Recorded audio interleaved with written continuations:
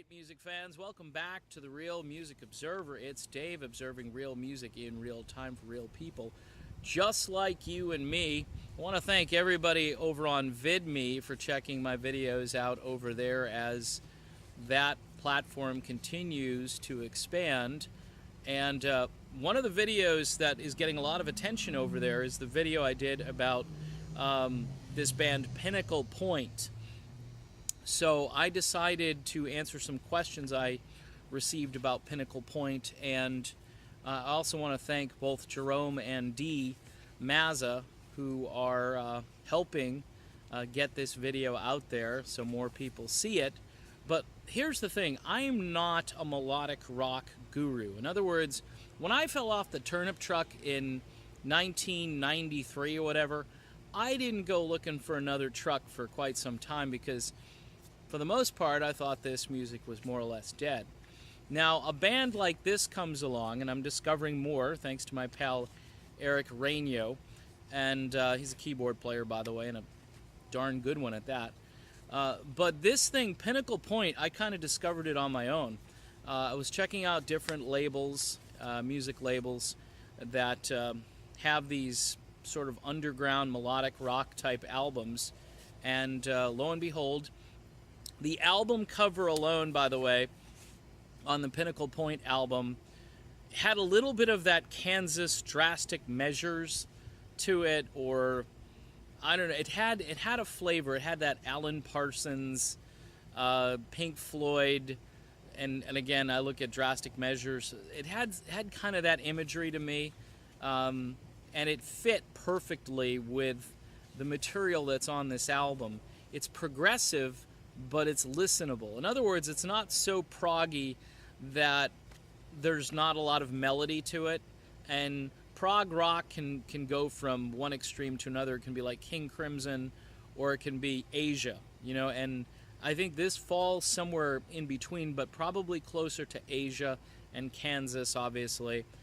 Deep Purple, I hear a lot of Deep Purple in this. There is some Journey in this, but it's not profound.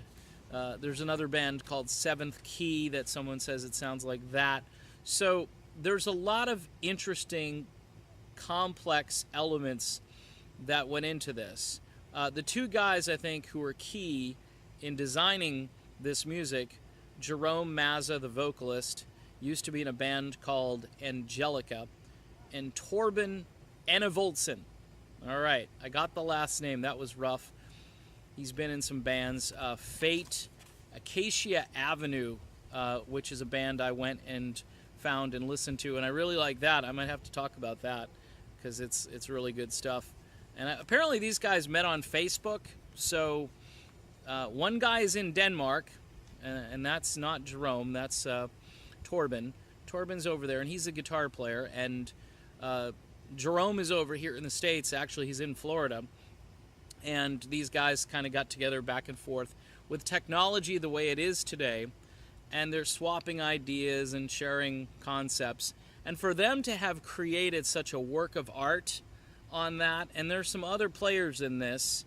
Howard Helm plays keyboards, Kara C on violin, and if you like that Kansas violin sound, oh baby, she's got it. She does it, and it's some sweet stuff. And there's some other folks who helped out. Dennis Hansen, I believe, is the drummer, and he's an all-out warrior.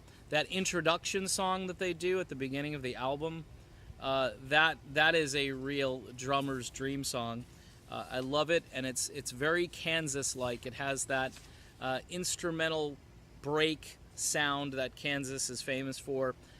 You can tell something's building, something's going to happen, and you know, you could have heard that on maybe, I don't know, Song for America or Left Overture, one of those albums where they wanted a nice piece of instrumental, atmospheric introduction music. Here are some highlights of songs. I could go through the entire song list, but the video would be too long. So, Homeward Bound, I'm digging Homeward Bound a lot. It goes from acoustic to electric. Here Mazza really channels Steve Walsh, and of course, if you don't know who he is, Mazza is going to be working with Walsh on an upcoming Steve Walsh project, which is due out sometime in the fall. I'll be talking about that when that comes out for sure. This guy has a very smooth and fluid delivery. His voice is not whiny. It's high. It's just smooth, okay? Even though it's a high vocal, it's a strong vocal, and it's very clear, and it just works with this material. I love the harmonies on this song. The keyboards sound like ear candy when they come in. Damage Is Done is this all-out rocker, which could have been a single from the album for rock stations all around the country. Rock stations, classic rock stations. Stations like Class X Radio. I'm not sure what you guys are thinking. This puppy needs to be on the air, and you're just blowing it. This is a missed opportunity to have everybody driving down the road and then having to pull their cars over because they're like, holy crap, Batman. It's Kansas and Deep Purple and a whole bunch of other bands all rolled into one, and this guy is an insane vocalist, okay? And that's in a good way, Jerome, so be clear on that. One of the most breathtaking tunes on this collection is a tune called All We Need to Know. Heavily borrows from both the songwriting school and the playing school of Kerry Livgren from Kansas.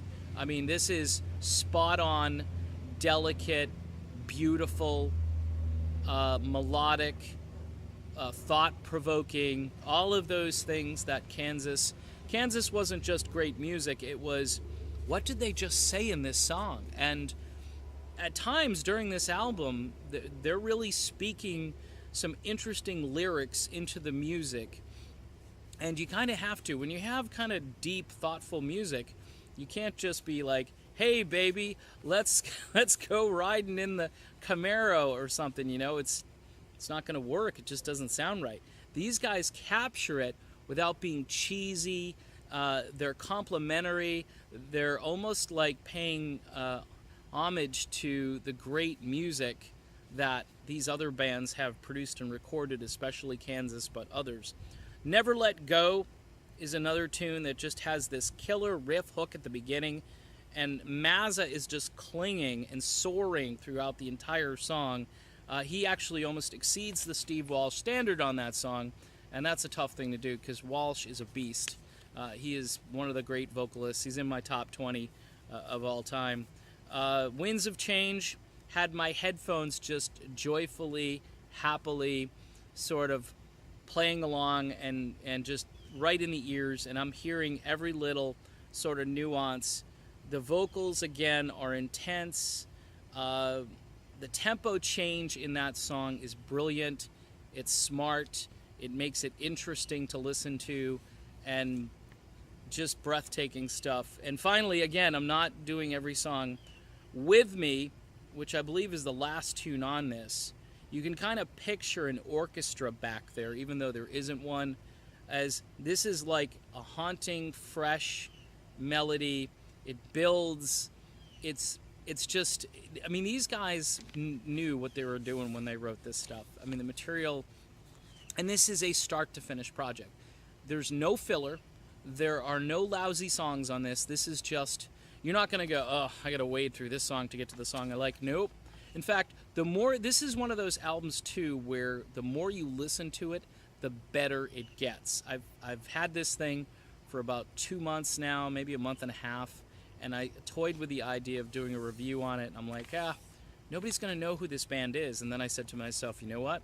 I'm going to let people know who this band is. So the bigger my platform gets, you're going to be hearing a lot more about new music, maybe music by older bands that isn't seeing the light of day. This deserves to be on radio stations. This is that good.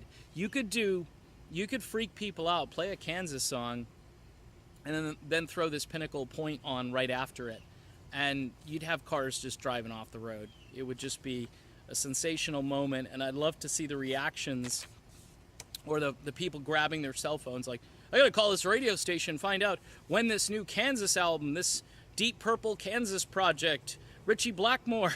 It's like, nope, it's Pinnacle Point. Jerome Mazza and this brilliant guitar player from Denmark.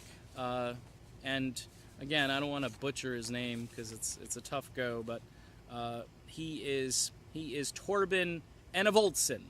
Torben, I hope I got your name right, buddy, because you are a great guitar player. Well, that's it. This is part 2 of my Pinnacle Point review. I hope I answered all the questions that people were asking me.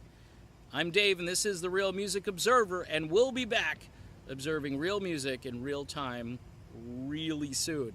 I will talk to you then.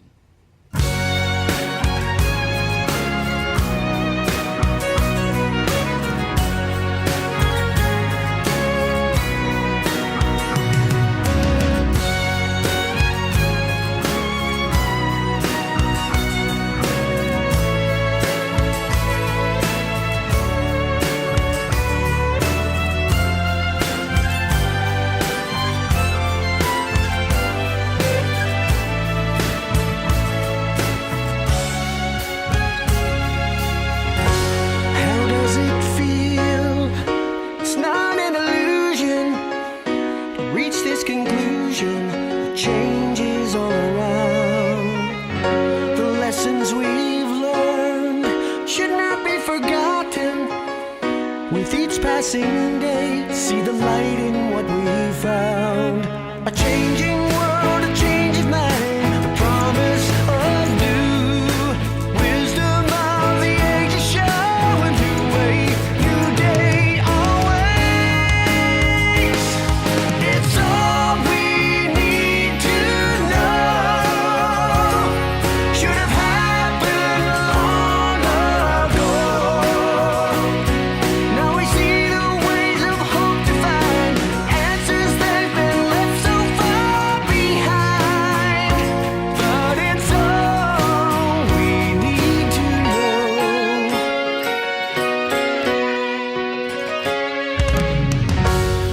does it